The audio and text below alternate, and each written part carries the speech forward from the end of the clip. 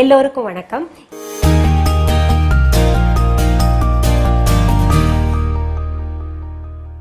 சமீப காலமாக மக்களிடையே ஒரு விழிப்புணர்வு வந்திருக்கு. என்னன்னா, இயற்கையான உணவு வகைகள் சாப்பிடணும்னு சொல்லிட்டு. இப்போ வரக்கூடிய உணவு வகைகள்ல வெறும் சக்கை தான் இருக்கு, அதுல சத்து எதுவுமே இல்லைன்னு சொல்லிட்டு டே டு டே லைஃப்ல எல்லாருமே பேசிக்கிறோம். சத்து இல்லைன்னாலும் பரவாயில்ல, அதை சாப்பிட்டு நமக்கு எந்த நோயும் வந்துடக்கூடாதுன்ற ஒரு விழிப்புணர்வோட எல்லாருமே இருக்கோம். ஏன்னா பூச்சி மருந்து அடிச்சுதான் செயற்கையான முறையில தானியங்களாகட்டும் நிறைய விளை வச்சுக்கிட்டு இருக்காங்க. நாங்க இயற்கையா விளையக்கூடிய தானியங்கள் எங்கேயாவது கிடைக்குமான்னு தேடினதுல எங்களுக்கு கொஞ்சம் கிடைச்சதுங்க. அதுல இன்னைக்கு முதல்ல நம்ம அரிசி வகைகளை பார்க்க போறோம். நம்ம முன்னோர்கள் இயற்கையாக என்ன விளைஞ்சதோ நிறைய தானியங்களை பயன்படுத்தின காரணத்தினால அவங்க எந்த நோய் நொடியும் இல்லாம வாழ்ந்திருக்காங்க. இப்பதான் பாத்தீங்கன்னா சுகர், பிபி, அது இதுன்னு ஏகப்பட்ட நோய் சொல்றாங்க. ஆனா அவங்க இயற்கையாக வாழ்ந்தது மட்டுமல்லாம உடம்புக்கு எக்ஸசைஸா எல்லாமே வேலைகள் நிறைய செஞ்சுட்டு இருந்தாங்க. சரி, இன்னைக்கு நம்ம அரிசி வகைகளை பார்க்க போறோங்க. அரிசி வகைகள் நம்ம முன்னோர்கள் எப்படி பயன்படுத்திட்டு இருந்தாங்கன்னு அதுல நாங்க தேடி தேடி பார்த்ததுல எங்களுக்கு கிடைத்தது 10 வகையான அரிசி கிடைச்சிருக்குங்க. அதை பத்தி இன்னைக்கு நம்ம பார்க்கலாம். அந்த அரிசி வகைகள் என்னென்னு பார்ப்போம். அதோடைய குணங்களும் என்னென்னு நம்ம பார்த்துடலாமா? இது வெள்ளை பொன்னி பச்சரிசி, இது சில்க் பொன்னி புழுங்கல் அரிசி, இது தீட்டப்படாத மாப்பிள்ளை சம்பா அரிசி, இது இட்லி அரிசி, இது பட்டை தீட்டப்படாத கைக்குத்தல் புழுங்கல் அரிசி, இது பட்டை தீட்டப்படாத மூங்கில் அரிசி, இது பட்டை தீட்டப்படாத பொன்னி கைக்குத்தல் அரிசி, இது பட்டை தீட்டப்படாத பொன்னி புழுங்கல் அரிசி, இது தீட்டப்படாத கருப்பு கவுனி அரிசி, இது தீட்டப்படாத கைக்குத்தல் பச்சை அரிசி, இது தீட்டப்படாத சிகப்பு அரிசி, இது மாப்பிள்ளை சம்பா அரிசி. இந்த மாப்பிள்ளை சம்பா அரிசியோட குணம் என்னன்னு பார்த்துடலாங்க.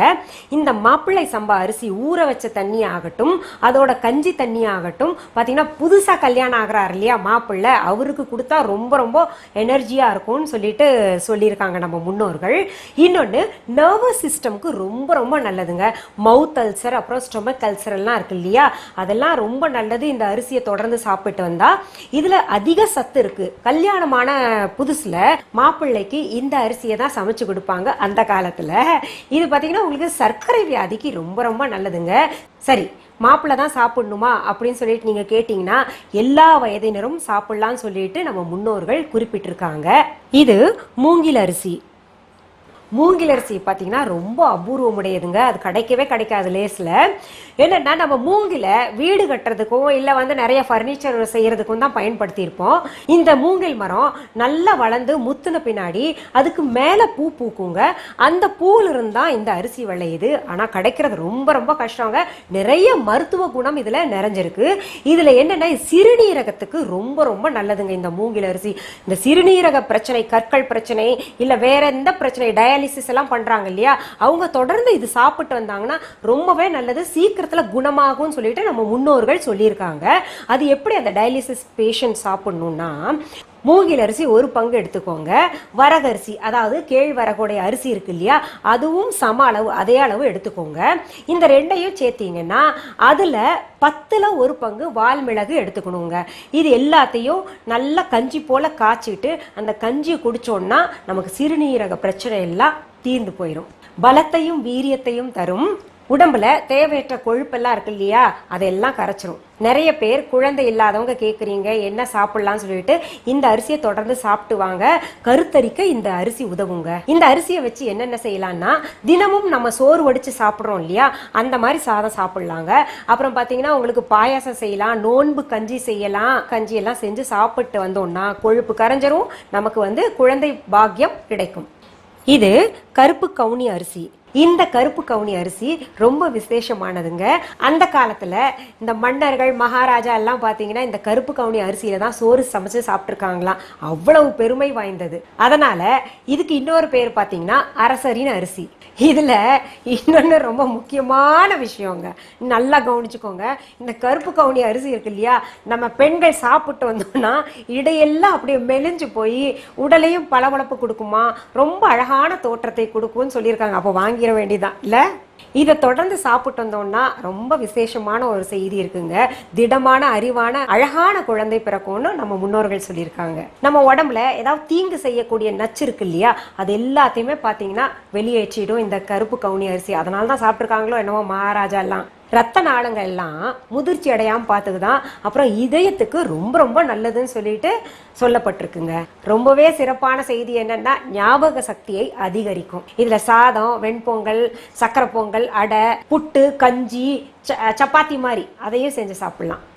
தீட்டப்படாத புழுங்கல் கைக்குத்தல் அரிசி. பட்டை தீட்டப்படாத புழுங்கல் கைக்குத்தல் அரிசியில என்ன மருத்துவ குணம் இருக்குன்னு நம்ம பார்த்துடலாங்க. இதுல நார்ச்சத்து அதிகமாக இருக்கு. உடல் எடையும் குறைக்குங்க. டயபெட்டிக்ஸ் இருக்கிறவங்களுக்கு இந்த அரிசி சாப்பிட்டாங்கன்னா தொடர்ந்து அதை கொஞ்சம் கட்டுப்படுத்தலாங்க. இதுல இன்னொரு சிறப்பான விசேஷம் என்னன்னா, சீக்கிரத்துல ஜீரணம் ஆயிரும். சிறுநீரை நல்லா பிரிச்சு கொடுக்குங்க. இப்போ பித்த உடம்புன்னு சொல்லுவாங்க இல்லையா, அந்த பித்த உடம்பு இருக்கிறவங்க இந்த அரிசியை தொடர்ந்து சாப்பிட்டாங்கன்னா ரொம்பவே நல்லது. அந்த பித்தம் எல்லாம் குறைஞ்சு போயிடும். இதுல சோறு சமைக்கலாம், முறுக்கு செய்யலாம், அடை செய்யலாம், கஞ்சி செய்யலாம், அப்புறம் பாயசம் செய்யலாம், நிறைய செஞ்சு சாப்பிடலாங்க. நம்மளோட கிரியேட்டிவிட்டி தானே, பொங்கல் கூட செய்யலாமே. இது கருப்பரிசி. இந்த கருப்பரிசியை பற்றி சொல்லணும்னா, இது என்னுடைய ஃபேவரேட்டுங்க. நான் இந்த அரிசியை தான் விரும்பி சாப்பிடுவேன். ரொம்ப சக்தி வாய்ந்ததுங்க. கேரள மக்கள் பார்த்தீங்கன்னா ரொம்ப விரும்பி சாப்பிடுவாங்க. இந்த ஸ்கின்கெல்லாம் ரொம்ப நல்லது. இதில் கஞ்சி செஞ்சு நீங்கள் சாப்பிட்டீங்கன்னு வைங்களேன், தேவாமிர்தம் மாதிரி இருக்கும். சோறு சமைச்சு அதில் புளிக்குழம்பு போட்டு எல்லா குழம்புக்கும் ரொம்ப பொருத்தமாக இருக்குங்க. இந்த அரிசியில் இன்னொன்று சிறப்பு என்னன்னா, நீங்கள் சாப்பிட சாப்பிட வயிறே நிரம்பாத மாதிரி தோணும். சாப்பிட்டுக்கிட்டே இருக்கலாம் போல இருக்கும். கொஞ்சம் அசந்தோன்னு வைங்களேன், கொஞ்சம் உடம்பு போட்டுரும். இதில் இட்லி, தோசை நல்லா வருங்க. சோறு நல்லா சமைச்சு சாப்பிடலாம். அப்புறம் உங்களுக்கு தோசைக்கு ரொம்ப நல்லா இருக்குங்க.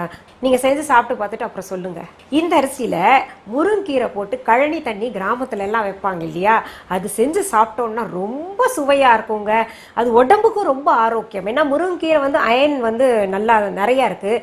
அந்த ரத்தம் ஊறுறதுக்கு நல்லா பயன்படும் முருங்கீரை. இந்த அரிசியும் ரொம்ப சத்தானது. நீங்கள் செஞ்சு சாப்பிட்டு பாருங்கள். அப்புறம் நீங்கள் கொண்டான்னு சாப்பிடுவீங்க. இது தீட்டப்படாத கைக்குத்தல் பச்சை அரிசி. இது பார்த்தீங்கன்னா உங்களுக்கு தீட்டப்படாத அரிசி எப்பவுமே சாப்பிட்டோம்னா உடம்புக்கு ஆரோக்கியமானது. இப்போதான் பாலிஷ் எல்லாம் பண்ணிட்டு நமக்கு வெறும் சக்கை மட்டும்தான் நம்ம சாப்பிட்டுட்டு இருக்கோம். இது டயபெட்டிக்ஸ்க்கு நல்லது. இதில் நம்ம சோறு சமைச்சு சாப்பிடலாம், பொங்கல் வைக்கலாம், இட்லி, தோசை எல்லாமே செய்யலாம், அடை செய்யலாம். நம்ம சாமர்த்தியம் தாங்க, பாயசம் கூட வைக்கலாம். சரி, இன்னைக்கு அரிய வகையான அரிசி வகைகளை பார்த்துட்டோங்க. அடுத்த எபிசோட்ல தானிய வகைகளை பார்க்கலாமா? இந்த அரிசி உங்களுக்கு தேவைப்பட்டா டிஸ்கிரிப்ஷன் பாக்ஸ்ல பாருங்க. அங்க நாங்க தொடர்பு எண்ணு கொடுத்திருப்போம். அப்புறம் லிங்க் கொடுத்திருப்போங்க. சரி, அடுத்த எபிசோட்ல வேறொரு தகவலோட உங்களை நான் சந்திக்கிறேன். நன்றி, வணக்கம். அன்பான வாடிக்கையாளர்களே, உங்கள் விஹா ஸ்டோரில் பூஜை பொருட்கள், சிலைகள், ராசிக்கற்கள், வாஸ்து பொருட்கள், விதைகள், பாரம்பரிய அரிசி வகைகள், சிறுதானியங்கள், ஆர்கானிக் பொருட்கள், மூலிகை எண்ணெய், மளிகை பொருட்கள், மரச்செக்கு எண்ணெய், மரப்பொருட்கள், வெள்ளி ஆபரணங்கள், கிஃப்ட் ஆர்டிகல்ஸ், காட்டன் மற்றும் பட்டு புடவைகள், காட்டன் சுடிதார்கள், பட்டு பாவாடை, குழந்தைகளுக்கான விளையாட்டு பொருட்கள், ஹை குவாலிட்டி இமிடேஷன் நகைகள், வீட்டு உபயோக பொருட்கள், ஜூட் பேக்ஸ், ஹேண்ட்மேட் சோப்ஸ், அழகு சாதன பொருட்கள், சிறுதானிய பிஸ்கெட்டுகள், ஹோம் அப்ளையன்சஸ், இன்னும் பற்பல பொருட்கள் விற்பனைக்குள்ளது. விஹா ப்ராடக்ட்களை நீங்கள் வாங்க விரும்பினால் அது எங்களுடைய viha.online வெப்சைட் மற்றும் சென்னை ராஜா அண்ணாமலைபுரத்தில் உள்ள எங்கள் விஹா ஸ்டோரில் மட்டுமே கிடைக்கும் என்பதை தெரிவித்துக் கொள்கிறோம். வேறு எந்த ஆன்லைன் வெப்சைட்களிலும் விஹா ப்ராடக்ட்கள் விற்பனைக்கு கிடையாது என்பதை நீங்கள் கவனத்தில் கொள்ள வேண்டும். எங்கள் விஹா ஸ்டோரின் விலாசத்தை கண்டறிய கூகுள் மேப்ஸில் விஹா ஸ்டோர் என்று டைப் செய்தால் வழியை கண்டறியலாம். www.viha.online வெப்சைட்டிலும் விஹா ஸ்டோரின் அட்ரஸ் உள்ளது.